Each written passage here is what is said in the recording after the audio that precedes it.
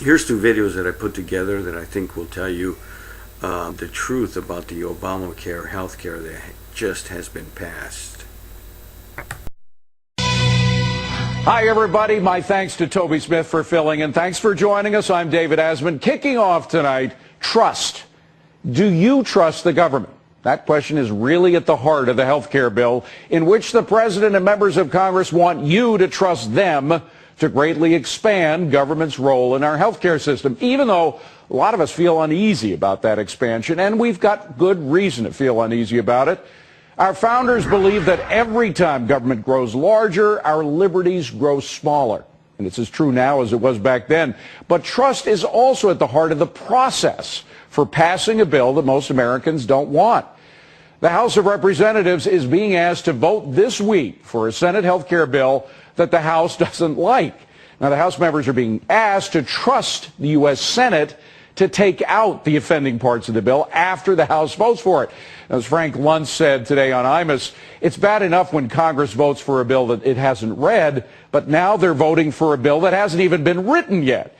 The White House is behind this maneuvering because the president believes the ends justify the means. And anyway, it's not really important for the people to understand what's going on here. It's not me that's saying that. That is literally what the president's main spokesman, David Axelrod, said on Meet the Press yesterday.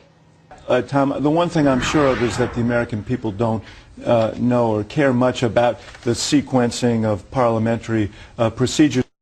In other words, since the American people don't understand or care about all these procedures, the president and Congress can do what they want. But David Axelrod is wrong. Process is important. The American people do care. Passing something that hasn't been written yet is deceptive. And deception should not be a part of our process. Procedures and processes are in place to protect the will of the people. And bypassing these procedures to make it easier to pass something that the American people don't want is violating the people's will, particularly when the law in question will dramatically change our lives, our kids' lives, our parents' lives, and the economy. They want us to trust them to get it right, but have they earned that trust? Do all the secret deals and closed-door meetings engender trust? In a moment, we're going to get more into the issue of trust in government with Dr. Rand Paul, who's running on that very issue. People need to wake up, and I do mean wake up. People need to wake up, and I do mean wake up. Passing a health care bill may have been an historic move, but the fight behind it is just beginning. Democrats, Republicans, and many other organizations are planning on fighting this legislation. However, the process of challenging the constitutionality of federal legislation is difficult, and it's complex.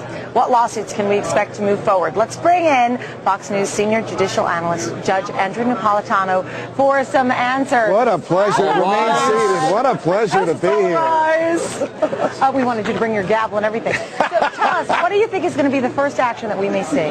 I think the first actions you'll see are lawsuits filed by state attorneys general that are running for governor of their respective states, who basically want to make a big splash about this by filing lawsuits that will make a political statement but will not move the ball forward legally at all. Make them look good. Yes. Make them look good. Now, I share their animus about this. I believe that virtually all of this is unconstitutional.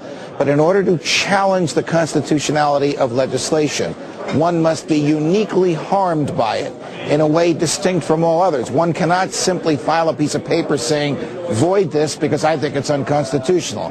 Example, if the government orders Cody to get his own health insurance and he refuses to get it, and they add to his tax bill a fine, and he refuses to pay the taxes, and they indict him, forgive me, this is just a hypothetical, Cody, indict him for failure to pay his taxes, then and not until then is he in a position to challenge the constitutionality of the portion of the statute that requires him to get health insurance. Judge, is there any reason for me not to do this? I would love to be that live free or die example. I'm going to cancel my health insurance. I want the government to go ahead. You guys go ahead and try and tax me.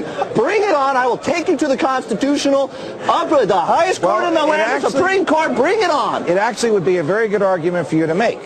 Because though the federal government, through the Congress, can regulate interstate commerce, that has never been held to mean it can force you to engage in interstate commerce. It can keep people out of interstate commerce.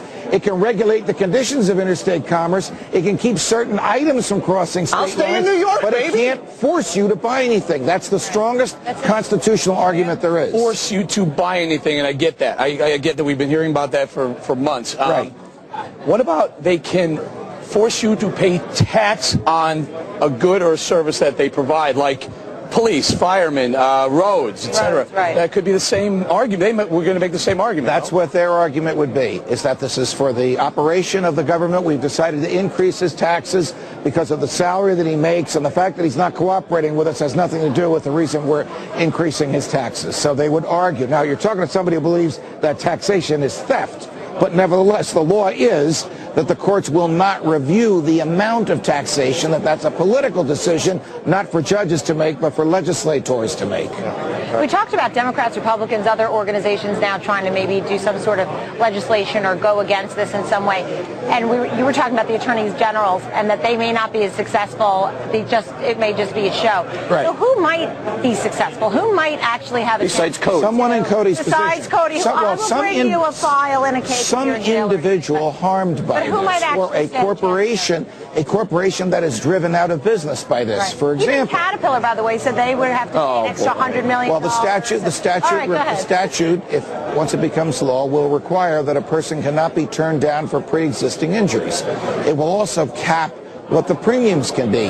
If the effect of lots of people coming to insurance company A with pre-existing injuries is that insurance company A cannot charge them what they are costing the insurance company, and A goes out of business, the shareholders of A would have a cause of action against the government for theft, for destroying their business. So when you said corporations, you meant the insurers, not actual corporations like small businesses or people that. No, he means small businesses, any corporation. Well, I'm talking about insurance companies in this hypothetical. But remember, the courts will not review the amount of tax or the wisdom of raising the tax.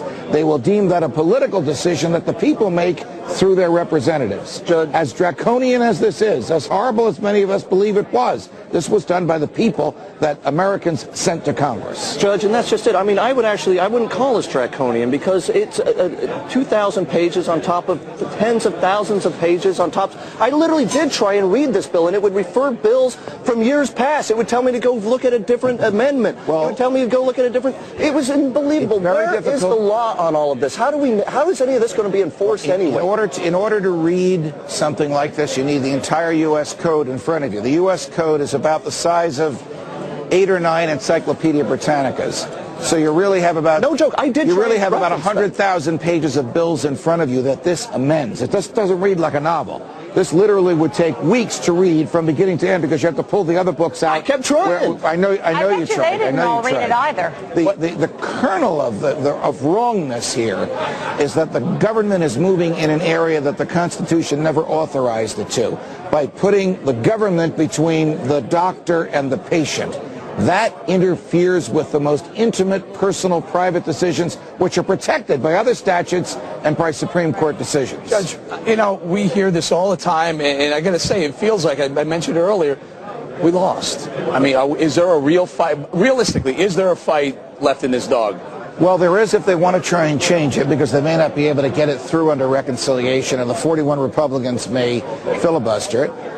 Democrats will lose a lot of strength this November, but they're not going to change this until they have a Republican in the White House. Here's the problem. About rescinding, Judge. I'm talking about declaring this unconstitutional. There is a chance that this could be declared unconstitutional, but that wouldn't happen for many years. It doesn't take effect until 2014. It takes 4 years on average for a case to start in the trial court and get to the Supreme Court. People need to wake up, and I do mean wake up. People need to wake up, and I do mean wake up.